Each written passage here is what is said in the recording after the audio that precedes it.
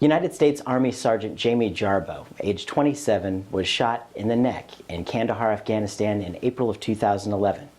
I'm joined on the show with his widow, Melissa Jarboe. On top of all that, we are kind of bringing the love and the patriotism back here to Topeka. That was something that I felt when I came home. As the girls and I walked down the street, people knew us because of the newspaper, because of the newscasts.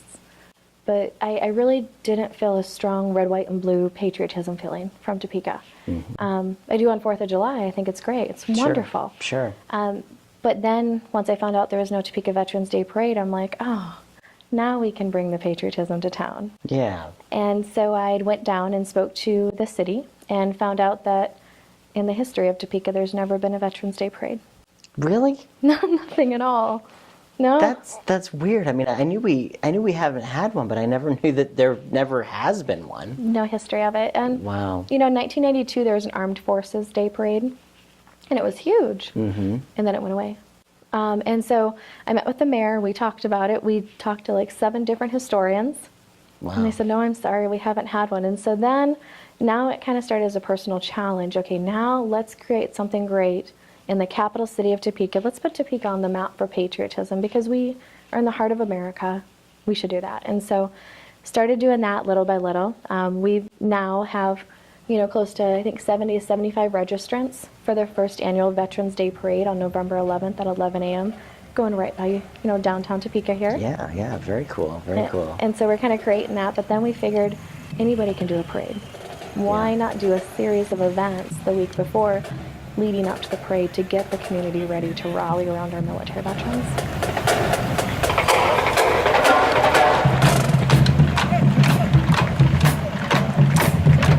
How's it all coming together? Oh, it's intense. Yeah, it's a lot of work, huh? It's a ton of work, a ton of meeting, a ton of greeting, and a ton of patience. Mm-hmm. You know, just to understand that the economy isn't in the best position. And people, when you walk in, even though Jamie and I went through such a tragedy and we're trying to triumph and I'm trying to bring out the positive things of that tragedy, people are still kind of leery and scared of sponsorship, of donation. Sure. Because what if the Topeka Veterans Day Parade doesn't stay and it goes away next year?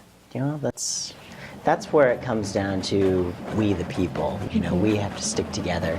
We have to get behind these causes and we have to make them work. And I think the message here is that all of these people, that serve our country, you know, they do it without question. And some of them, you know, come home with disabilities, and some of them, you know, have families that, you know, are going to be on their own because of their sacrifices. That's the ultimate sacrifice, and I think we as a community, we want to stand behind that sacrifice. We understand how important it is, and I think this is going to be a great community that's going to rally behind exactly what you're working for here, because you're working for the right things. You really are. Mm-hmm. Now this year I've thought about it, even if I only close out with the one sponsor we do have, which I have to give credit to New Sound Hearing of Topeka. Mm-hmm. They signed up at the very beginning when I started this last January and, you know, paid the sponsorship fees.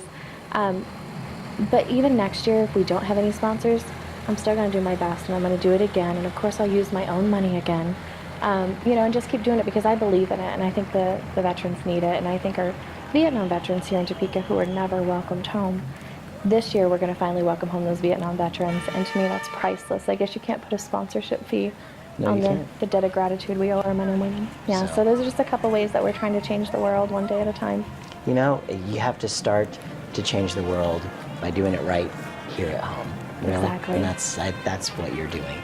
Thank you so much, Melissa. I really appreciate you coming on the show, sharing your story, and for working for the Veterans Day Parade and all the events, and just every day your service to help those in need.